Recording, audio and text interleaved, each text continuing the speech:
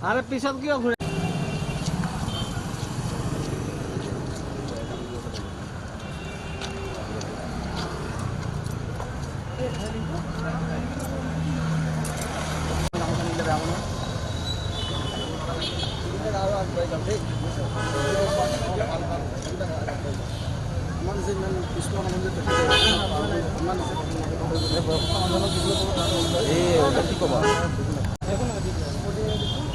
পুৰা বিহু বুলি দিলো আৰু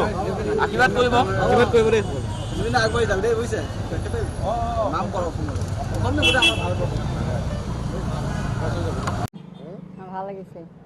কি পালে বিহুৰ আগতে একো পোৱা নাই এতিয়া আজি পাইছোঁ এই যে আপোনাৰ শাৰী দিলে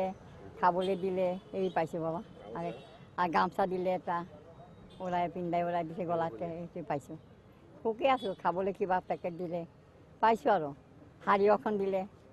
না আশীৰ্বাদ কৰিছোঁ ভালেই থাকিব মই সবাক আমিতো এনে আশীৰ্বাদ কৰিছোঁ পইচা দিয়ে চাহটো খাবলৈ সবাই কৈছে আশীৰ্বাদ দিছে ভালেই থাকিব বাবা কৌশলে থাকিবে মানে সুখতে থাকিবলৈ দিছে সবাই যে সুখত থাকিব পাৰিব আমি তেজপুৰ জুবিন দাসৰ তৰফৰ পৰা আমি সমূহ অসমবাসী ৰাইজক ৰঙালী বিহু শুভেচ্ছা জ্ঞাপন কৰিছোঁ হয় আজি আমি তেজপুৰৰ ৰাজপথত আমি চবেই ওলাই আহিছোঁ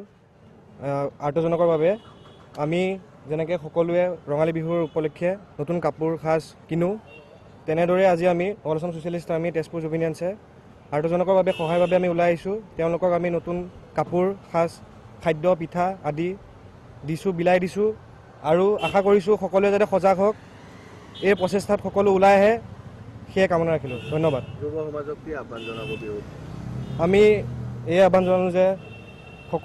সকলোৱে নিজৰ নিজৰ ঠাইত সকলোৱে এনেদৰে প্ৰচেষ্টা কৰক এনেদৰে সমাজখন নতুন এটা দিশত নিবলৈ চেষ্টা কৰক সেয়াই আশা ৰাখিলোঁ